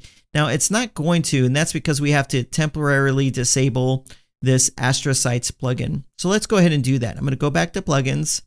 And Astra Starter Sites, I'll deactivate it. You can remove it if you need to because we don't really need it any longer. So now I'm going to go back into WooCommerce, go into settings. I'm going to click on the help, and then I'm going to click on setup wizard, and then I'm going to click on the button, and it's going to take us right on in. So this is just the setup process for WooCommerce. We're going to put our address, our currency, we're going to choose a payment gateway and all that kind of stuff. So I'll just go ahead and go through this now. Okay, so I've gone ahead and I've put my address in here. I chose US dollar. I chose right here, I'm only going to sell digital products, but you can use it to sell both. And then right here, I'm going to uncheck that and I'm going to click on let's go, and it's going to take us into the next step. So this is where you can have it download the payment gateway for Stripe and for PayPal. Whichever of these payment gateways that you would want to use. And it also says that some of these additional plugins might be installed. If it does, we'll go through removing them. So I'm going to, I actually don't want it to set up Stripe for me because I already have Stripe. So I uncheck that, I'll click on continue. And here are some additional options. Since it's a digital good, I don't need to have tax. I'm not going to use MailChimp, it's optional. And I don't need this Facebook plugin right here. But for advertising, you might want to do that. It's going to offer me Jetpack. I don't need it, but if I needed sales tax calculations and shipping calculations, I would put Jetpack in. Okay, and so here we are. It's saying everything's all good. So let's click on Visit Dashboard. Now, what ends up happening is sometimes it puts in something called Jetpack. Let me go into plugins and verify what it installed. And actually, nope, it did a good job. It didn't force anything on me. That's perfect. Okay, so now what we need to do is go back into our settings, and then I'm going to click on payments right here. And this is where you would manage your payment gateways. So for Stripe, we have it turned on. You could click on manage, and it would be the same thing for PayPal. So I'm going to go ahead, click on manage, and right here you would put in your Stripe keys for test mode and your normal keys. And you want to do test mode just to test everything initially. So when you uncheck this, you would enter in your live keys, and then this is test mode. Stripe is super easy. You log in, it's super easy to get these. And I have a full setup video on this. I'm obviously not going to go into every detail of WooCommerce in this video, but I have a more detailed tutorial I'll link to down below. So you'll want to go ahead and put that in for test mode, testing everything out and everything. So let me just do a save changes. Okay, and let's go ahead and create our first product. So I'm going to go here. I'm going to, looks like we already have a product in here, but I'll create one for that course, how to create a course website. There it is, how to create a course website. And when we scroll down here, there's some options for product data, and what we're going to do is choose course. And the reason we have this option, of course, is because we added that LearnDash add-on. Okay, so I'll put the price here, and it was going to be $199, and then I choose the course or courses. So this is an easy way to do some product bundling if you wanted to do that. So for me, I just want to sell this one course, but like I said, I can highlight more than one course if I wanted. So I'll go ahead and choose that. Now, we're not going to need to add any kind of image or information here because we're not going to use any of this, because we're going to use this with cart flows to make a sales funnel. So I'll go ahead and click on publish, and there we have it. So now that we've created our course, our product, you can click on this product page. This is what I don't like about WooCommerce is, there's just so many moving parts. This isn't really optimized for sales. It's just really not that great. So let's make it better, and we can definitely do this. So now what we're going to do is we're going to use this thing called cart flows. And just to disclose, I am the co-founder of Cart Flows. It was an idea I had 2 years ago, and we launched this product about 6 months from the recording of this video, and we have about 10,000 users already because it's an amazing plugin that is making a huge difference for people. It's allowing them to make a whole heck of a lot more money and increase sales and average transaction values and all that. It's making a big impact, and that's what I love. So you can see we actually, when you did the installation, duplicated everything. So let me just do a quick trash on one of these. We actually added a flow for you. So let me show you what this is. Okay. Actually, here, let me go back. Let me show you it from scratch. So the way Cart Flows is it's a sales funnel building tool. You can actually build any kind of funnel, but for this course, we're going to be building a sales funnel. So what you do is you go to flows, or we call them funnels, or we call them flows, but they're essentially funnels. You click on add new, and then here's our template library. So you would choose the one that you want. These ones with the badge of Pro are in Cart Flows Pro, and the free version, which you have right now, you can see we have these for you. And these are sales funnels. So there'll be a landing page design, there'll be a checkout design, and a custom thank you page, and you can customize the entire journey of your customers that way. So let's just say I want to use this right here. So I would click on import, and it's going to import it to your website, and it's just going to take a moment. So we'll just sit through this. Okay, and here we are. The next step is to name this funnel. Okay, so now that we've done that, I'm going to go ahead and click on update right here. Now we have our landing page, we have a checkout page, and we have our thank you page. These are separate steps that are making up this funnel. So we would send someone first to the landing page, then we would send them to the checkout. Then there would be a button that would send them to the checkout page. And then when they're done, they would go to the thank you page. And the beautiful thing about this is you have total customization and control. So on this thank you page, you can have a video thanking them for their purchase, give them a nice big button to take them to the course or to take them to the members dashboard. It just couldn't get any easier than this. So what you want to do is you want to go, the next thing we want to do is link up that product we just created to the checkout page. And so you can see right here, it's saying there's no product assigned. So we got to fix that. So I'm going to click on edit right here, and I'm going to scroll down, and this is right here where we choose our product. So it was how, and that's going to pull it up, how to create a course website, and I can click on update, and it's done. Now on this checkout step, you have full control. So what you can do is you can choose the product. The order bump is a feature in the Pro version.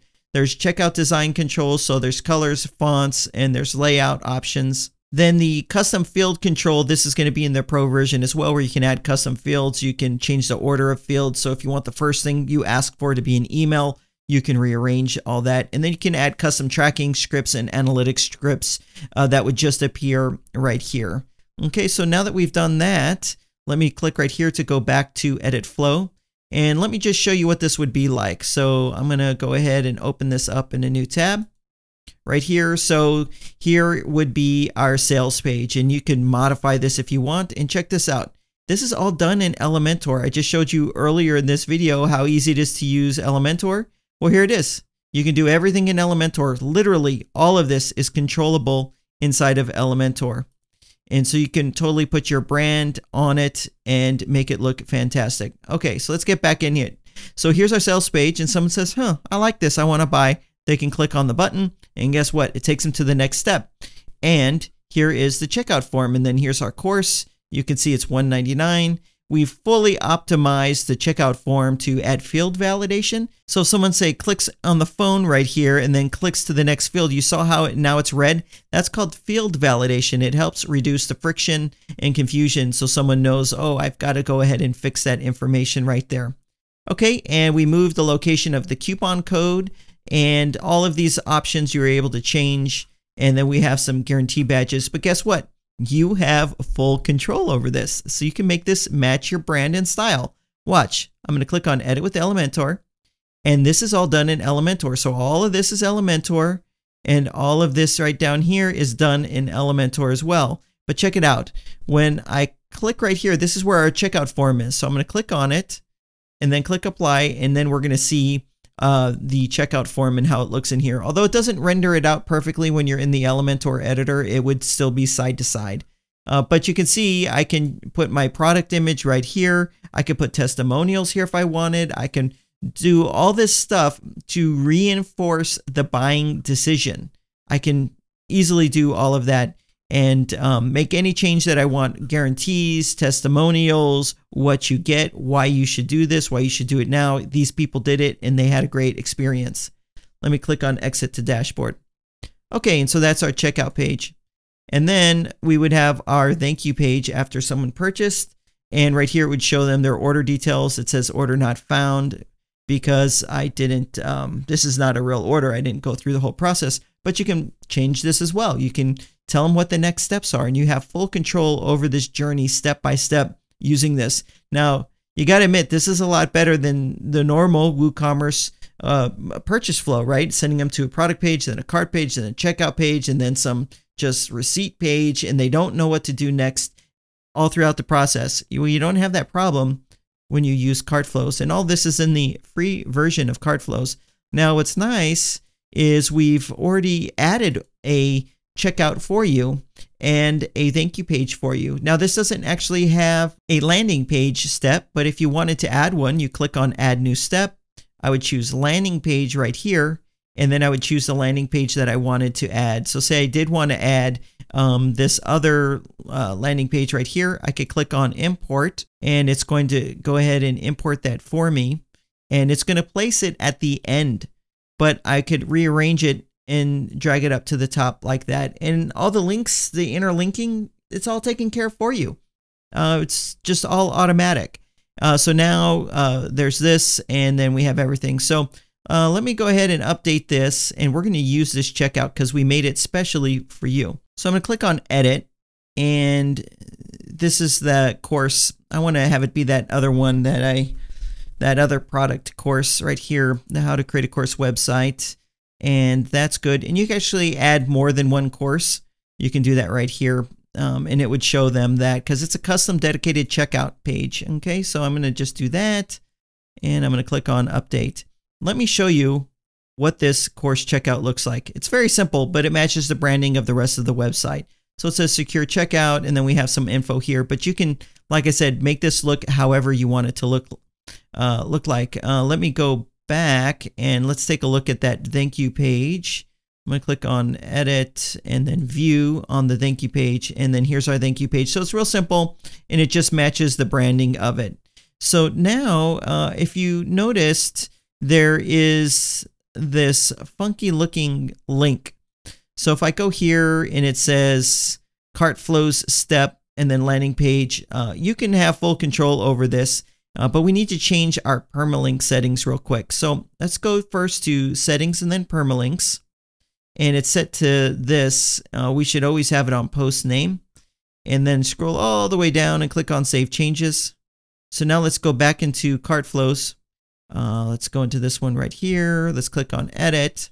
And you're going to see our link to this page is now normal. It's just your website address, and then you have control over that by clicking on Edit, and we can just put whatever we want. So I just named it Make a Course. I'll click OK, and so that's going to now be the link, and we can also change the label right here to this landing page. And that's pretty much all there is to it. So now what we'd want to do is we would want to choose where we send someone to on the closed course. If we're getting back to LearnDash, where do we want to send them? Do we want to send them to this landing page? Do we want to send them to this checkout page? Where do we want to send them?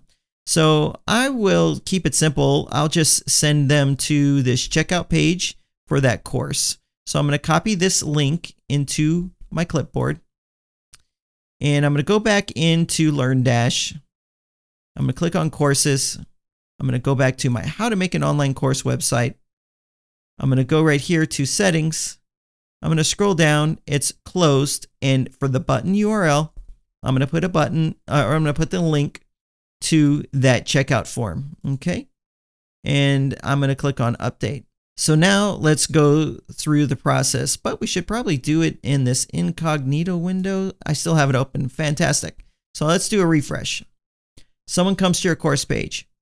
They're going to see they're not enrolled and they're going to see the cost. They're going to click on take this course. It's going to take them straight to that dedicated checkout page. Now, we could have taken them to a landing page and we could have customized this because it's all in your page builder.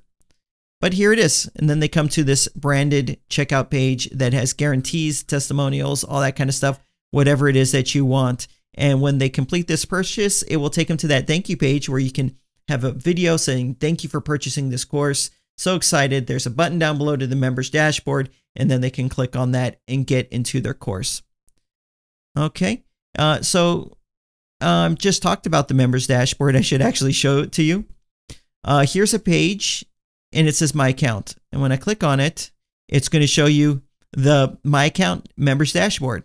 So this part up here is done with Elementor. I'll show you in a moment. And this is all done naturally by LearnDash. It pulls in the avatar of the person, lets them know how many courses they're enrolled in and their status across the board. And it's going to show them a link to all those courses. And this is where you'd want to send someone right after they purchase, and they'll see the courses that they have access to right here. And then I guess we have this here for upselling. All right, so this is done in Elementor. If I wanted to change some of this text, I can click on Edit with Elementor. Right here, it's going to take me into Elementor. I can't edit any of this stuff because it's all dynamically generated when we paste this in by LearnDash. Oops, I messed that up. There we go. But I can change this to whatever I wanted to, and I could change this text, and I can add additional information. If you wanted to put some info there on latest news and updates, you could do that as well. I'll click on Update, and then let's go ahead and get back to the dashboard. So you can see, let me get back into that page, that this is the members dashboard, and this is it. It looks fantastic, and you can easily have full control and change everything in Elementor. Okay, so let's just go over some odds and ends. We have our home page. I showed you how to understand what's happening here and have design control over it. We have this page here for all courses right here, and this is also, this part here is done in Elementor. And then we have our course grid. And then we have testimonials down here. I love the way these testimonials look. Okay. We have the My Account. We have an About page right here. It's the same thing, Elementor. And so I'll just point and click, easy to change. And it's just modules in Elementor. Then we have our contact page, and it's the same thing. And the only thing different is we have this forum here, this form where someone can contact you. And this is done with a plugin called WP Forms right here. So you can control and change that. We click into WP Forms. It was created for you. Here's the contact form. So you can see it totally matches how that looked. So you can make changes here. So if I didn't want this to say full name, I could say right here, enter your name, just like that. And it changes. And so it'll change on the front end. So you can totally have control and change that right there.